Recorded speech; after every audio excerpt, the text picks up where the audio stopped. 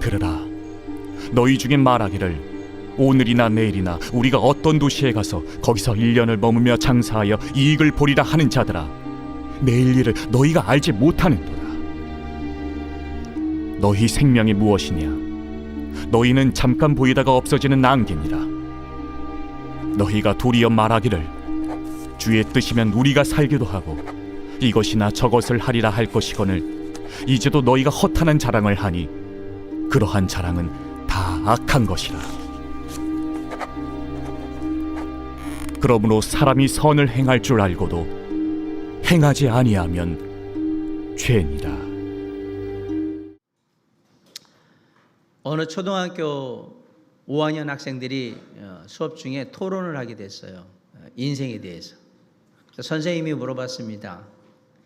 인생이 뭐죠? 라고 물어보니까 다들 머뭇머뭇거리는데 한 아이가 인생은 삶입니다 라고 대답을 한 거예요.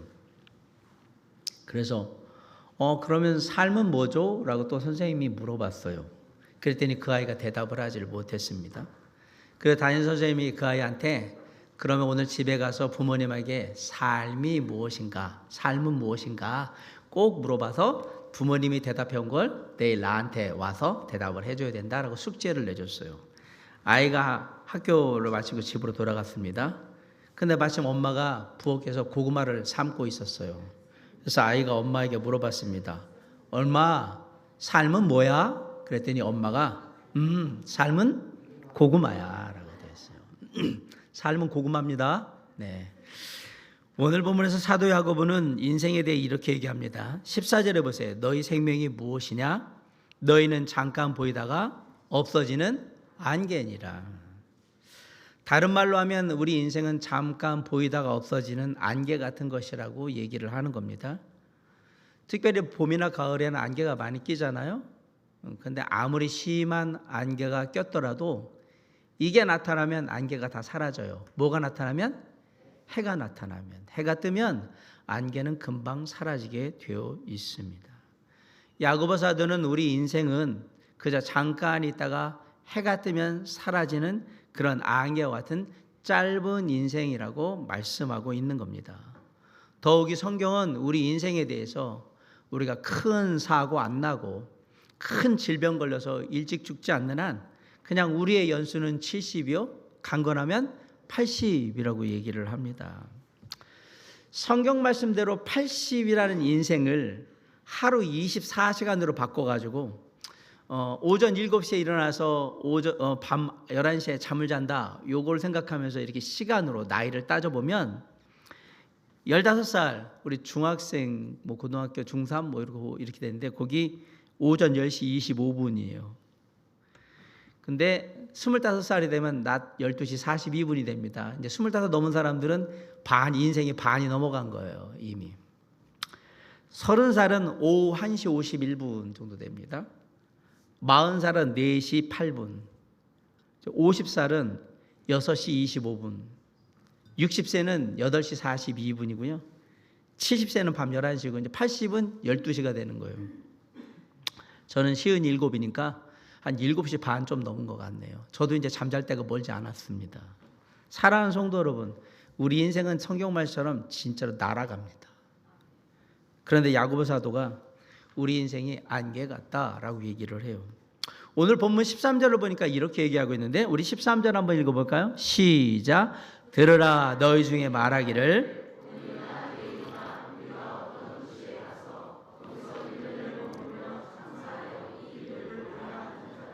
네, 13절에 보니까 인생의 계획을 세운 어떤 사람이 나오네요. 오늘이나 내일이나 내가 가고 싶은 때에 어디든 가서 내가 하고 싶은 것을 해서 내가 돈을 벌겠다라고 말을 하거든요. 얼핏 듣기에는 별 문제가 없어 보이는 이 평범한 말씀 속에 우리는 우리의 인생을 통해서 우리 믿는 자들이 반드시 지켜야 될 두 가지 원칙이 있다는 사실을 깨닫게 되는데요. 과연 우리가 반드시 지켜야 될 인생의 두 가지 원칙은 뭘까요? 첫째, 하나님의 뜻을 먼저 구하라입니다. 오늘 본문 13절 다시 한번 읽어볼게요. 자, 시작. 들으라 너희 중에 말하기를 오늘이나 내일이나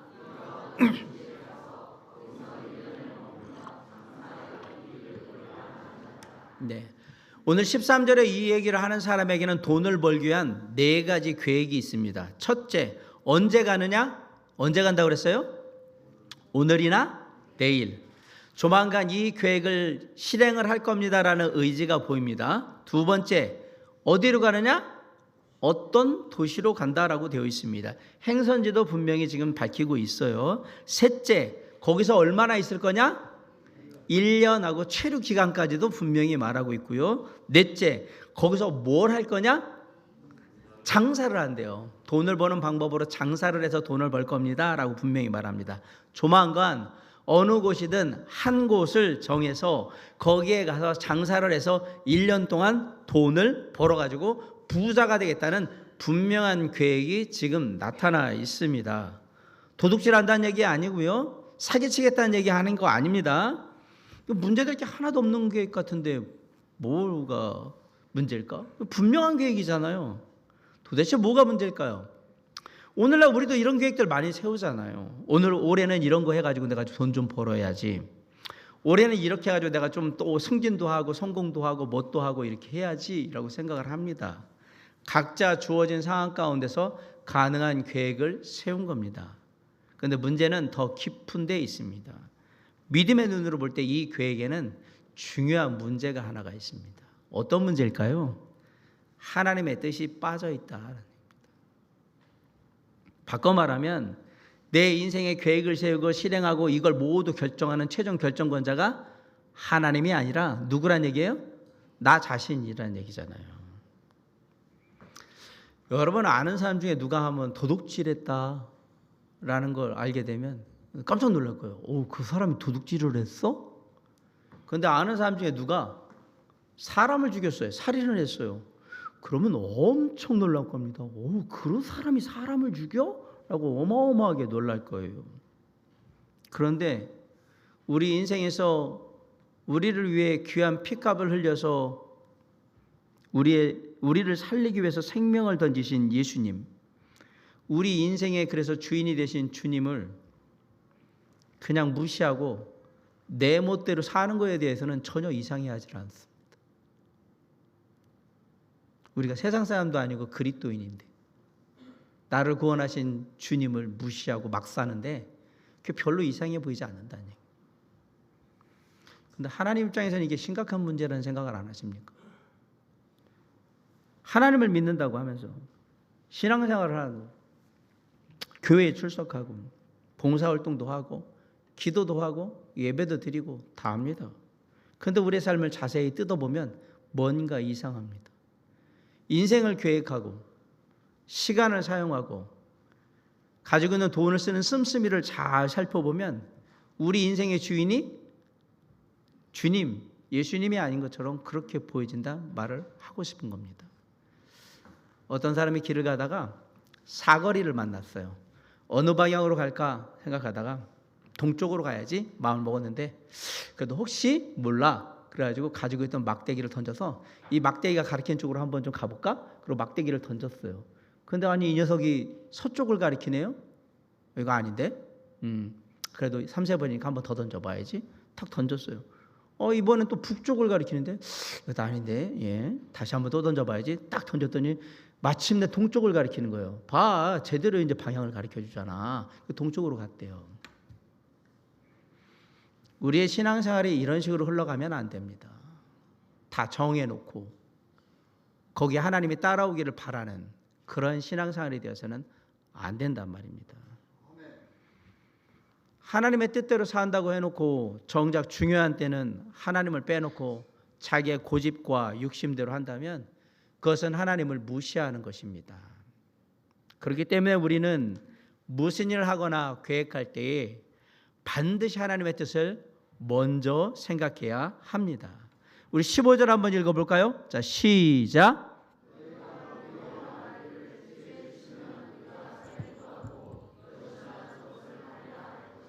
네, 주의 뜻이면 이것보다 중요한 것이 없어요. 주님의 뜻이 우리에겐 가장 중요한 거예요. 그런데 오늘 본문에 나오는 사람은 그 모든 삶의 계획을 세우는 가운데 하나님을 빼버린 채 자기 혼자 모든 것을 다 생각하고 다 세팅을 하고 있는 거예요. 사랑하는 성도 여러분, 항상 하나님의 뜻을 먼저 생각하셔야 합니다. 잠언 16장 9절에 사람이 마음으로 자기의 길을 계획할지라도 그 걸음을 인도하시는 분은 누구다? 여호와시니라 그랬습니다. 하나님이시라고 얘기했습니다. 내가 어떤 계획을 세울지라도 그 걸음을 인도하시는 분은 분명히 누구다? 하나님이시라고 지금 얘기하는 겁니다. 우리가 잘 아는 사도 바울이 전도를 위해서, 선교를 위해서 비두니아로 가고 싶었는데 예수의 영이, 성령께서 가는 것을 막으셨어요. 그런데 놀라운 것은 사도 바울이 고집을 부리지 않았어요. 하나님의 뜻이 이곳이 아닌가 보다. 그리고 하나님의 뜻을 따르기로 합니다. 그리고 어디로 가냐면 마게도냐의 첫 성인 빌립보로 가게 되는데, 그 빌립보에서 누구를 만나게 되냐면 자주색 옷감 장사인 루디아를 만납니다. 그리고 빌립보 교회를 세웁니다. 놀랍게도 하나님의 뜻을 따라 움직였을 때 이루어진 결과가 뭐냐? 빌립보 교회입니다. 이사야 55장 8절로 9절에 보면 여호와의 말씀에 내 생각은 너희 생각과 다르며 내 길은 너희 길과 달라서 하늘이 땅보다 높음같이 내 길은 너희 길보다 높으며 내 생각은 너희 생각보다 높으니라 라고 말씀하고 있습니다. 이렇게 말씀하셨음에도 불구하고 많은 사람들은 자기 생각과 자기 고집으로 인생의 계획을 다 세워나가고 있는 겁니다.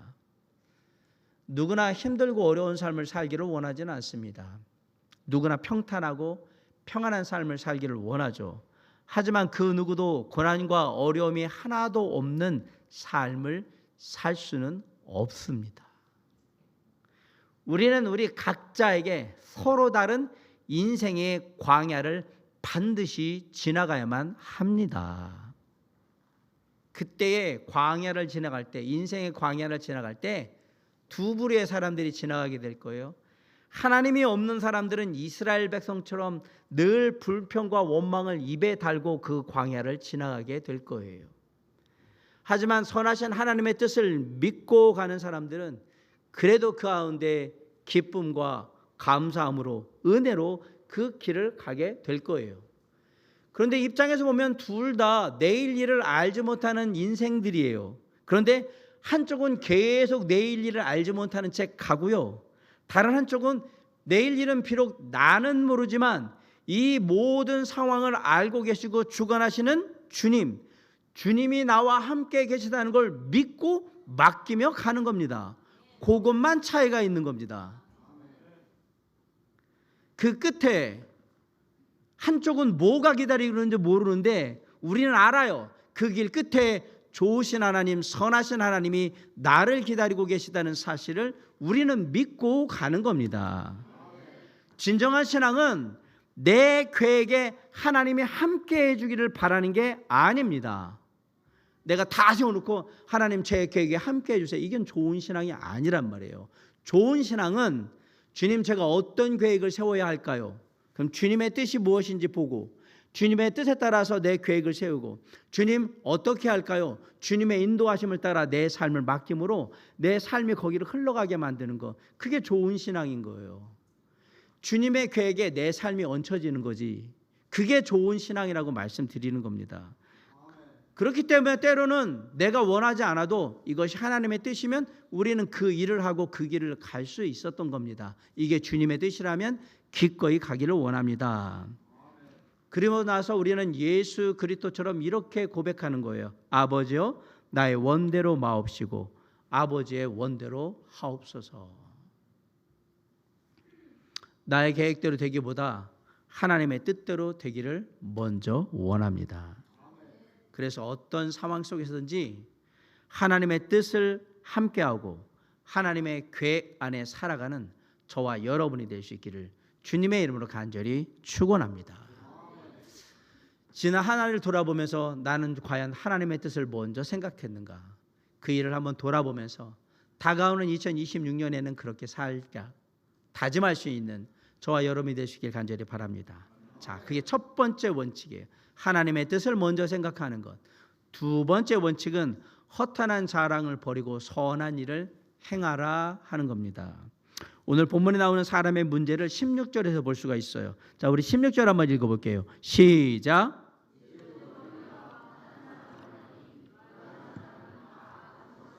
네, 새 번역은 너희가 허탄한 자랑을 한다, 이거를 우쭐대면서 자랑하고 있다, 이렇게 번역을 했어요. 16절에 나오는 허탄한 자랑이란 말이 헬라어로 알라조네이아라는 말이에요. 알라조네이아라는 말은 놀랍게도 신약에 딱 2번 썼습니다. 여기 야고보서 4장 16절에 허탄한 자랑이 한 번 썼고요. 우리가 잘 아는 요한일서 2장 16절에 보면 육신의 정욕과 안목의 정욕과 이생의 자랑이니 그랬죠. 여기서 말한 이생의 자랑이 헬라어 알라조네이아, 똑같은 말이에요. 그러면 허탄한 자랑, 이생의 자랑이 뭘까? 쉽게 말할게요. 자기가 가지고 있는 것을 자랑하는 거, 그게 허탄한 자랑, 이생의 자랑이에요. 전 유럽을 정복했던 정복왕 마케도니아의 알렉산더 대왕이 당대 최고의 철학자라고 불리우는 디오게네스를 만나러 갔습니다. 당시를 대표하는 유명한 철학자였고 거기에 뭔가 좀 깨달음을 얻기 위해서 찾아갔어요. 그런데 디오게네스는 철저한 금욕주의적인 삶을 사는 사람이라 아무것도 가지고 있지 않고요, 거의 노숙자에 가까운 삶을 살았어요. 그래서 아무것도 가지고 없는 걸 보고 디오게네스를 딱 본 다음에 알렉산더 대왕이 뭐라고 그랬냐면, 혹시 갖고 싶은 거 있으면 저한테 다 말하세요. 제가 다 해드릴게요 라고 했습니다. 그런데 그때 철학자 디오게네스가 뭐라고 그랬냐면, 왕이시여, 자리를 조금만 좀 피해 주시면 좋겠는데요, 햇볕이 저한테 안 비치거든요. 딱 그 한마디 했어요. 그 일로 알렉산더 대왕이 깨달았어요. 내가 진짜 허탄한, 하등 쓸모도 없는 허탄한 자랑을 지금 디오게네스 앞에서 했구나. 그걸 깨닫고 신하들에게 이렇게 유언합니다. 나중에 내가 죽거든 내 관의 양쪽에 구멍을 하나씩 팔이 나갈 수 있도록 구멍을 뚫어라. 그리고 내 팔을 밖으로 내놔라. 왜 그랬을까요? 알렉산더 대왕은 전 유럽을 정복한 위대한 군주입니다.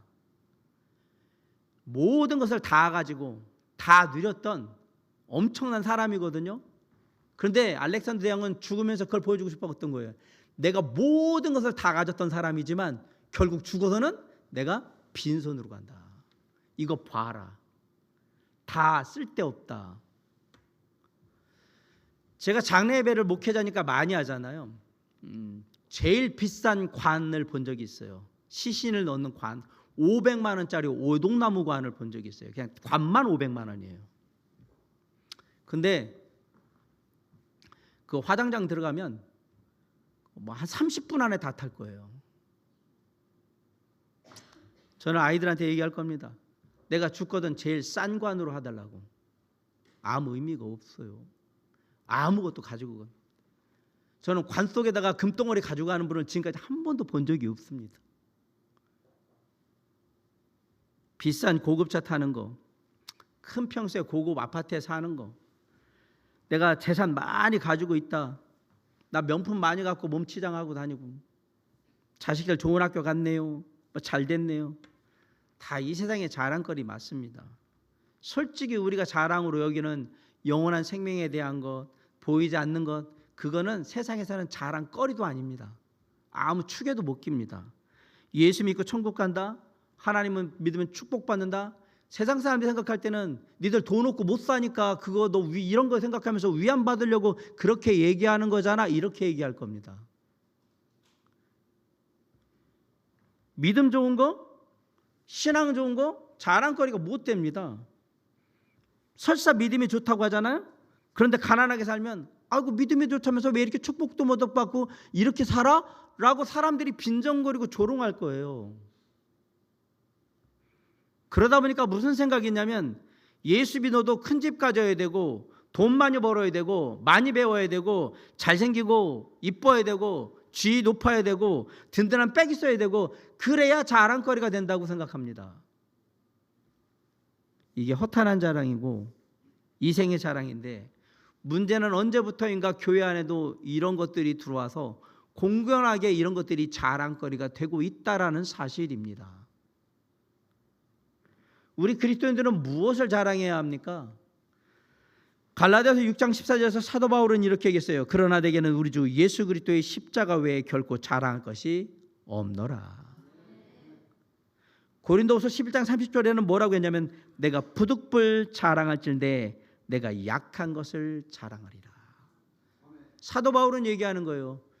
예수 그리스도의 십자가, 나를 구원하신 그 십자가와 나의 부족하고 연약하고 어리석은 이 인생이, 그래서 내 안에 역사하시는 하나님이 있는 것, 그게 내 자랑거리라고 얘기하고 있는 거예요.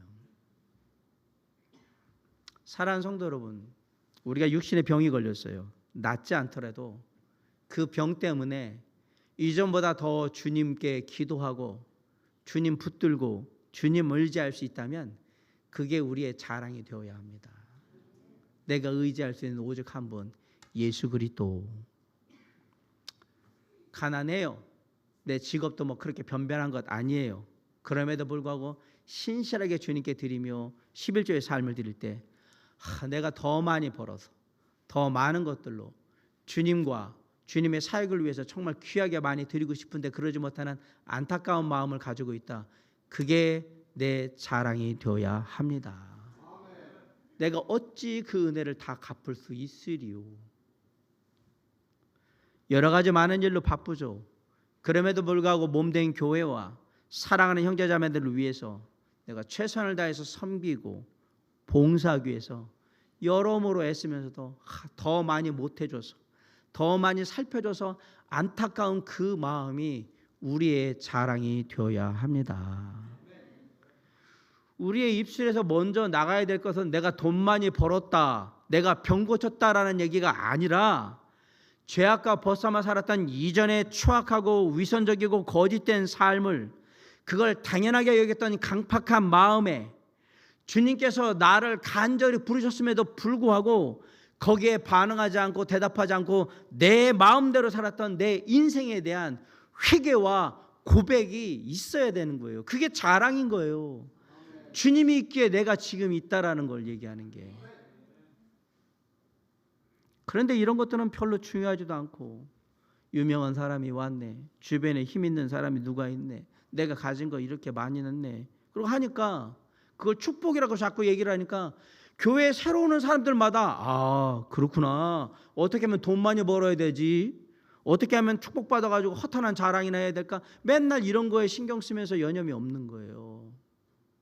그게 무슨 자랑인가. 사랑하는 성도 여러분, 이제 허탄한 자랑을 버리시기 바랍니다.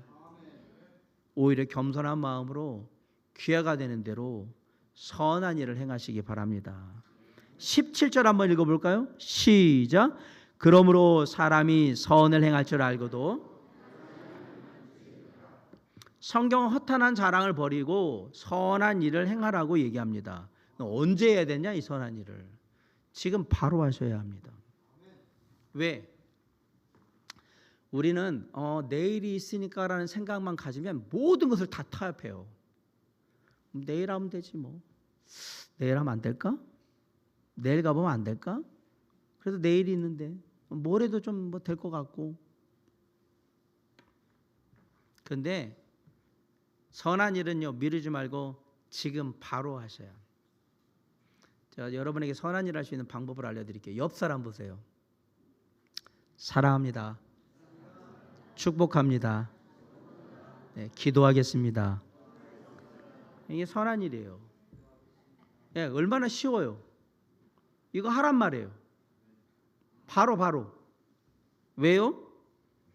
오늘 14절에 뭐라 했어요? 내일 일을 알지 못하는도다. 오늘 여기 앉아 계셔서 예배드리는 분 중에 내일 저하고 틀림없이 살아서 내가 분명히 목사님과 전화 통화하고 안부 묻고 그렇다고 100% 확신하며 장담하고 하늘이 두 쪽이 나도 난 그럴 수 있다. 손 들어보세요. 나는 하나님의 계시를 받았다. 난 내일 분명히 살아서 그거 할 수 있을 것이다. 나름 마음에 확신은 있죠. 살아있을 것 같은 나름 기대도 있죠. 아무도 몰라요. 죽은 사람에게 오늘은 정말 간절히 살고 싶었던 내일이었어요. 내일 일은 난 모릅니다. 여러분, 하나님 앞에서 절대 우리의 삶에 대해 교만하시면 안 됩니다. 하나님, 저 아직 건강하고 물질도 있고 그러니까 섬기시니까 앞으로 한 30년 더 그냥 살면서 어떻게 이러시면 먼저 가실 가능성이 높습니다. 주님 위해서 지금까지 열심히 일했거든요. 교회 위해서도 열심히 최선을 다해서 했는데 이제 좀 쉬면서 좀 이렇게 살 수 있으면 안 될까요? 요 분도 먼저 가실 가능성이 되게 높습니다. 오래 살고 싶으세요? 주님, 오늘 데려가시든 내일 데려가시든 1년 후 10년에 데려가시든 상관없습니다. 이 땅에 제가 사는 동안 주님이 원하시는 일, 주님이 기뻐하시는 선한 일 많이 하고 살다가 가게 저를 사용해 주시옵소서. 당연히 주님이 오래 남겨두실 수밖에 없습니다.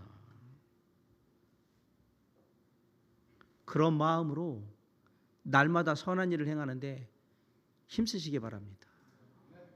하나님이 원하시는 일을 하는데 힘쓰라고 얘기해 드린 겁니다. 그러면 내가 지금 이 세상을, 이 땅을 떠나면 사람들이 나에 대해서 뭐라고 얘기할까? 나를 칭찬할까? 아니면 욕하고 조롱하면서 비난하고 막 그럴까? 한번 생각해 보세요. 나 죽으면 어떻게 할까? 내가 지금 이 세상을 떠나게 된다면 교회에 있는 형제자매들에게 나는 어떤 간증으로 남을까? 어떤 신앙인으로, 어떤 모습을 보였다고 나한테 얘기할까? 두렵고 떨리지 않습니까? 내가 지금 이 세상 떠난다면 더 두렵고 떨린 얘기 해드릴게요. 주님 앞에 섰을 때 내가 자랑할게, 쉽게 말하면 칭찬받을 게 뭘까? 한번 생각해 보세요. 저는 그것만 생각하면 가슴에 막 떠요. 두근두근 거려요. 뭘 내놔야지? 주님, 제가 이거라도 했는데요라고 내놓을 게 과연 뭘까? 이런 생각이 우리 안에 있다면 지금 당장 주님의 선한 일을 하겠지요. 그런데 안타깝게도 대부분의 사람들이 그럴 마음이 전혀 없습니다.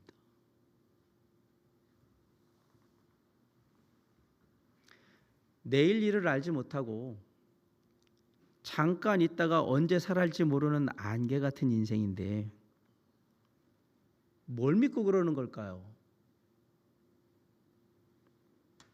여러분, 혹시 입 막고 코 막고 이렇게 이 시간에 한번 이거 몇 분이나 얼마나 버티나 한번 해볼까요? 잘못하면 한 사람 또 기절해서 쓰러져서 119 불러야 될지도 모를 거예요. 얼마나 참을 수 있을까요, 여러분? 딱 입 막고 코 막고 내가 딱 숨 쉬고 참고 대충 한 30초나 1분 정도는 꽤 괜찮은 사람들은 되겠죠. 제가 참 재밌어서 한번 찾아봤어요. 잠수 세계 기록이 얼마나 될까? 물속에 들어가서 이게 숨 하고 들어가가지고 얼마나 사람이 버틸 수 있을까? 놀라지 마세요. 지난 8월에 세계 기록이 깨졌는데 크로아티아 사람 잠수부가, 전문 잠수부가 그 비토비르 마리치치라는 사람이 29분 9초를 물속에 들어가 있었어요. 한 번 숨 쉬고 들어가서. 그러니까 진짜 호흡이나 이런 것들을, 잠수부니까 폐활량도 되게 다를 거예요. 대신에 이걸 호흡을 얼마나 안정적으로 조금씩 하면서 이렇게 버텼을까? 여러분 대단히 놀랐죠? 하나 볼게요. 이 사람이 딱 물 밖에 나온 게 29분 3초였던 거예요. 근데 4초, 5초 안에 있었으면 어떻게 된 거예요?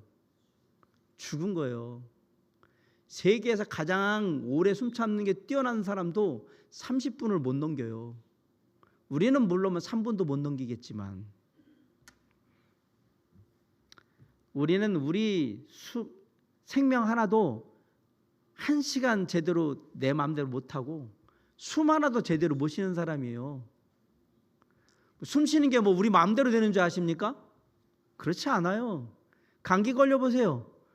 숨도 못 쉬고 코 막히면 그리고 우리는 숨 쉬는 것조차도 제대로 못하는 사람들이에요. 뭘 믿고 내 인생을 내 마음대로 막 하죠?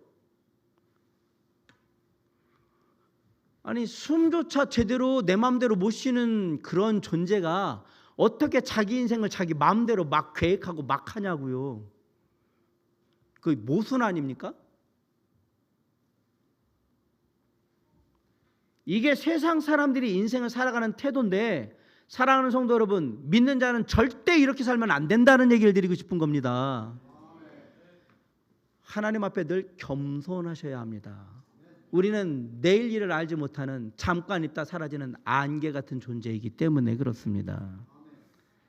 캐나다의 작가인 로빈 샤르마라는 사람이 책을 썼는데 내가 죽을 때 누가 울어줄까라는 책에 아버지와 아들의 대화 중에 아버지가 이런 말을 해요. 얘야, 네가 태어났을 때 너는 울음을 터뜨렸지만 사람들은 기뻐했단다. 반대로 네가 죽을 때에는 사람들이 울음을 터뜨리겠지만 너는 기뻐할 수 있는 삶을 살아야 한다. 내가 죽었을 때 사람들은 눈물 흘리겠죠. 그런데 나는 주님, 그래도 이 땅에 사는 동안 주님이 원하시는 선한 일 행하다가 주님께 갑니다. 나 주님께 갑니다. 라고 씩 웃으면서 갈 수 있기를 주님의 이름으로 간절히 축원합니다. 하나님과 사람들이 기뻐할 수 있는 선한 일을 행하는 것이 우리 인생에 그만큼 중요한 일입니다. 거기에 인생을 투자하시기 바랍니다. 쓸데없는데 돈 쓰고 사람 만나지 말고 하나님이 원하시는 선한 일을 이루는데, 그래서 그것 가지고, 보이지 않지만 가지고 주님 앞에 그래도 나아갈 수 있기를 간절히 바랍니다. 영원한 생명의 주인이신 예수 그리스도를 믿음으로 내게 주어진 하루하루의 시간을 하나님이 원하시는 선한 일을 행하면서 살아갈 때 우리의 인생은 가장 뜻깊고 아름다운 인생이 되게 될 것입니다. 올 한 해는 그렇게 잘 못했다면 다가오는 2026년 새해에는 정말 내 삶을 통해서 허탄한 자랑 같은 거에 마음 두지 않고 내가 정말 선한 일을 하면서 살아가리라 마음을 다짐하면서 내 주변에 혹시라도 내가 할 수 있는 선한 일이 뭘까, 주변의 사람들, 형제자매들, 가족도 돼요. 다 살펴서 그들에게 내가 이걸 해주면 참 좋아하겠구나 라고 생각하는 일들을 하나하나 실천해 감으로 주님이 기뻐하시는 선한 삶을 사는 삶, 그런 삶을 사는 저와 여러분이 될 수 있기를 주님의 이름으로 간절히 축원합니다. 다가오는 새해 2026년에는 오늘 말씀이 얘기한 인생에서 우리가 꼭 지켜야 될 두 가지 원칙, 첫째, 무엇이든지 하나님의 뜻을 먼저 생각하고, 두 번째, 세상의 허탄한 자랑을 벗어버리고 주님이 원하시는 기뻐하시는 선한 일에 마음을 두며 실천하고 사는 삶, 그 삶을 통해서 주님 앞에서 사랑받고 축복받는 우리 모두가 될 수 있기를 주님의 이름으로 간절히 축원합니다. 기도하시겠습니다. 사랑과 은혜가 풍성하신 아버지 하나님, 이 시간 기도합니다. 늘 우리의 삶을 계획할지라도 그 길을 인도하시는 분은 하나님이십니다. 먼저 주님의 뜻을 묻기를 원합니다. 그리고 그 뜻을 따라가기를 원합니다. 주님이 내 삶의 가장 우선 순위가 되어서 모든 것을 이끄시고 이루어 주시길 원합니다. 아울러 세상 사람들이 입에 담는 허탄한 자랑 벗어버리고 정말 주님이 기뻐하시고 원하시는 선한 일을 행하는데 우리의 마음을 둠으로 이 땅의 삶을 다하고 주님 앞에 나아갈 때 정말 그래도 웃으면서 나아갈 수 있는 저와 우리 사랑하는 성도들 될 수 있도록 주님 역사해 주시고 축복해 주시옵소서. 은혜를 베풀어 주시옵소서. 반드시 이루실 줄 믿고 맡겨며 감사할 때 예수 그리스도 이름으로 간절히 기도로 쌉나이다. 아멘.